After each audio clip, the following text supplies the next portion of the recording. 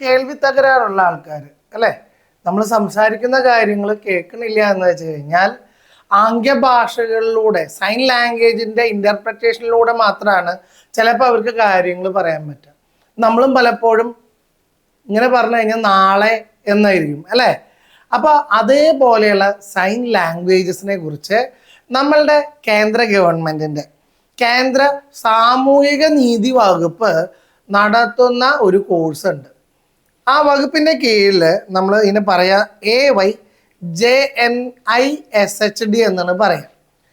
Ali Yavar Jung national institute of speech and hearing disability എന്നാണ് ഇതിനെ പറയാം.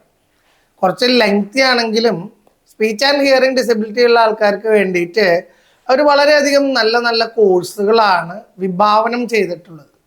ഒന്നാമത്തെയാണ് MSc ഇൻ ഓഡിയോളജി. ഇത് സെക്കന്ദരാബാദിലാണ് ഈ കോഴ്സ് നമുക്ക് പഠിക്കാനായിട്ട് പറ്റുക. നമുക്കറിയാം ഹൈദരാബാദിൽ നിന്ന് വളരെ അടുത്തുള്ള ഒരു ഏരിയ ആണ് സെക്കന്ദരാബാദ് എന്ന് പറയുന്ന ഏരിയ. രണ്ടാമത്തെ course MSc speech language pathology എന്ന കോഴ്സാണ്. ഇത് കൽക്കട്ടയിലാണ് ഈ കോഴ്സ് നമുക്ക് പഠിക്കാനായിട്ട് പറ്റുക. അപ്പോൾ നമുക്ക് കേൾവിക്ക് പ്രശ്നമൊന്നുമില്ലെങ്കിൽ പോലും നമുക്ക് ഈ കോഴ്സ് പഠിക്കാം കേട്ടോ. ചിലർ എൻ്റെ അടുത്ത് പറഞ്ഞു അങ്ങനെയുള്ള ആൾക്കാർക്ക് പഠിക്കാനുള്ള കോഴ്സാണോ? അല്ല, നമുക്കെല്ലാവർക്കും മറ്റുള്ള ആൾക്കാരെ പഠിപ്പിക്കാൻ പോവാണ് അല്ലേ. അപ്പൊ പഠിപ്പിക്കാൻ പോകാൻ വേണ്ടിയിട്ടുള്ള നമ്മൾ എക്വിപ്ഡ് ആവേണ്ട കോഴ്സുകളാണ് ഈ പറയുന്നത്. മൂന്നാമത്തെ നമ്മൾ bachelor of audiology and speech language pathology. ഇത് 4 നഗരങ്ങളിലാണുള്ളത്: മുംബൈ, കൽക്കട്ട, നോയിഡ ആൻഡ് സെക്കന്ദരാബാദ്. ഇതാണ് മൂന്നാമത്തെ കോഴ്സ് എന്ന് പറയുന്നത്.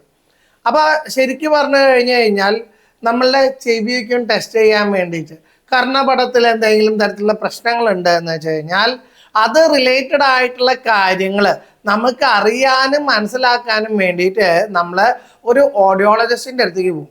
അപ്പോൾ ആ റൂം എന്ന് പറഞ്ഞു കഴിഞ്ഞാൽ വളരെ ക്ലോസ്ഡ് ആണ്. സിനിമാ തിയേറ്ററിൻ്റെ ഒരു ആംബിയൻസ് ഒക്കെയാണ്.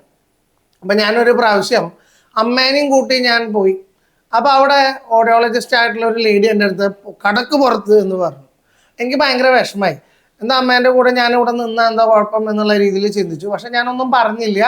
ഞാൻ പുറത്ത് പോയി നിന്നു. എല്ലാ ടെസ്റ്റും കഴിഞ്ഞ് അമ്മ പുറത്ത് വന്നു കഴിഞ്ഞപ്പോൾ ആ മാഡം പറഞ്ഞു, ഞാൻ പറഞ്ഞപ്പോൾ വിഷമമായി അല്ലേ എന്ന് പറഞ്ഞു.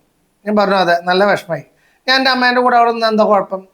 അപ്പോൾ പറഞ്ഞ കാര്യം ഇതാണ്, നമ്മൾ ടെസ്റ്റിംഗ് എന്ന് പറയുമ്പോൾ ആ റൂമിൽ വേറെ ആൾക്കാർ നിന്ന് കഴിഞ്ഞാൽ ഈവൺ അവർ ശ്വാസം വിടുന്ന സൗണ്ട് പോലും വരാൻ പാടില്ല.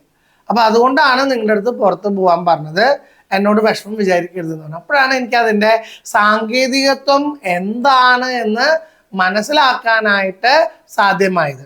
അടുത്ത കോഴ്സാണ് MD special education and hearing impairment എന്ന് പറയുന്നത്.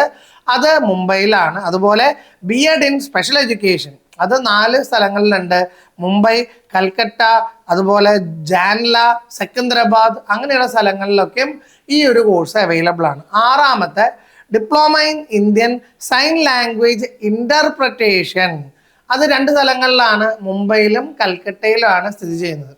ഏഴാമത്തെ PG diploma in auditory verbal therapy എന്നാണ് നമ്മൾ ആ കോഴ്സിനെ പറയുക. മുംബൈയിലാണ് ആ കോഴ്സ് ഉള്ളത്. അവസാനത്തത് PG diploma in rehabilitation and psychology. നല്ല സ്പെഷ്യൽ കോഴ്സാണ്.